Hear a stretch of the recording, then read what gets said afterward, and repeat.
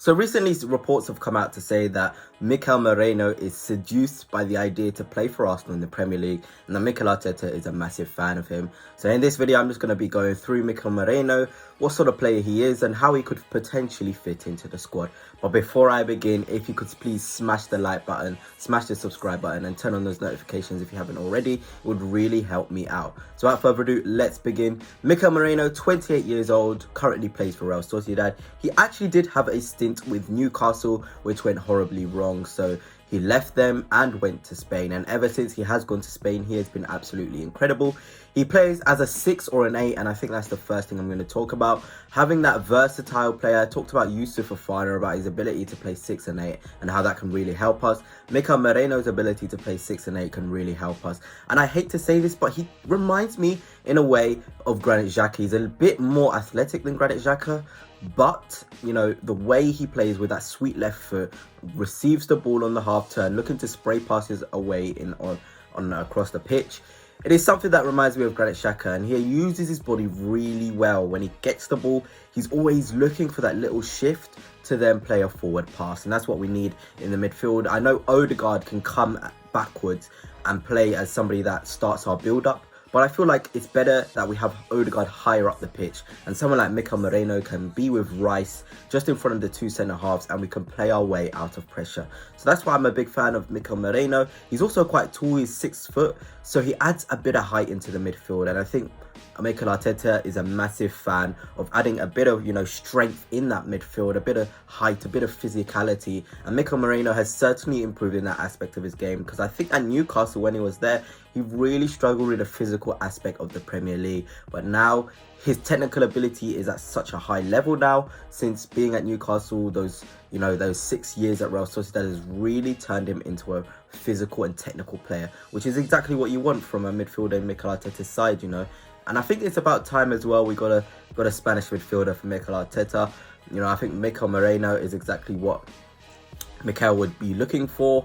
He just adds a lot of quality in the midfield, and I feel like we've got Jorginho, we've got Partey, we've got Rice, we've got Odegaard, Vieira, Smith Rowe. I don't know if he's going to stay. They're all grouped separately. You've got the defensive midfielders, Rice, Partey, Jorginho. I know Rice can play a bit higher, but MIKEL Moreno, I would say, although he can play the 6 and the 8, he would be much better in the 8 position. And I feel as though he could get into those pockets of space in the midfield and create really, really good opportunities. And I feel like, we need that from a left 8, because Martinelli can only really be unleashed if we have a number 8 who is pass first and not, looking to always constantly go behind him, because Martinelli needs the link play so he can be the one to go in behind. So I'm just really intrigued at who we actually sign for the 8 role. MIKEL Moreno is seduced, like I've said, about the opportunity to come and play under MIKEL Arteta, and I feel like it'll be interesting to see it happen. I don't know how much money it would cost. Rumours say around 35 million. That is the sort of money you want to be playing for a number 8, number 6 sort of player, because the market for that position, it is really difficult to find players. You kind of almost have to take a hit on someone, not somebody that is 100% world class. MIKEL Moreno is a top quality player, but there's not a defined number 6/8 on the market where you can say we need him 100%. I know João Neves, I've talked about him before, but he's very expensive. So it's got to be your Marinos, it's got to be your Fofanas. Those are the sort of players you need to get for. So for me personally, I've said I love Yusuf Fofana, but MIKEL Moreno is also so good.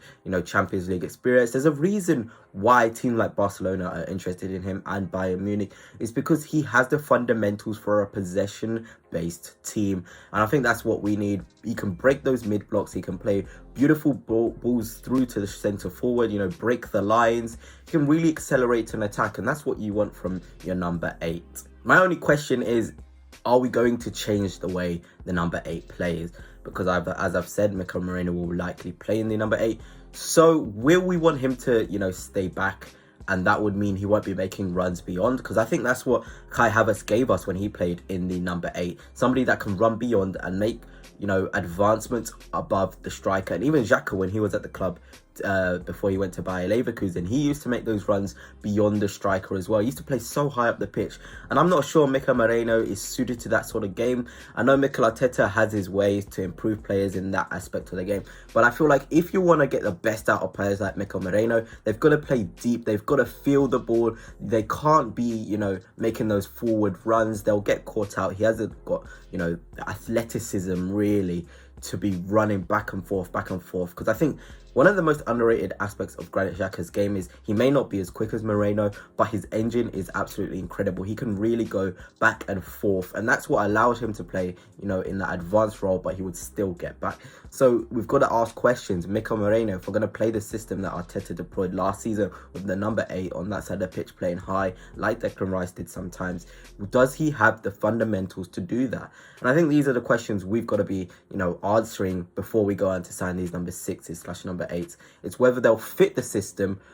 Although they have the quality on the ball, will they be able to do what our number 8s on that side of the pitch does? Or it may be a question of moving Odegaard to the other side on the left and then putting Michael Marino next to Saka. I know it may be a bit awkward for a left footer to play on the right number 8, but Odegaard did it. Why can't Marino do it if we sign him or whatever? You know, because I do sometimes think that Saka and Odegaard kind of step on each other with Ben White as well, which can really affect us in our attacking play. So maybe bringing someone like Michael Marino, who isn't as, you know, attack heavy as Martin Odegaard, may release Saka, and maybe less attention will be towards that side of the pitch, and people will start worrying about Odegaard and start going to the other side. Then you can add more goals, and I think that's what I think the next phase of Mikel Arteta's Arsenal. It's ways to reduce the amount of targeting that the opposition does to Bukayo Saka and Martin Odegaard. And I personally feel like moving Odegaard to the number 8 on the left side is a way we can really open up the pitch for Saka and get more goals. But yeah, MIKEL Moreno, talked about him. I feel like he's a really good player. He really does have the fundamentals technically.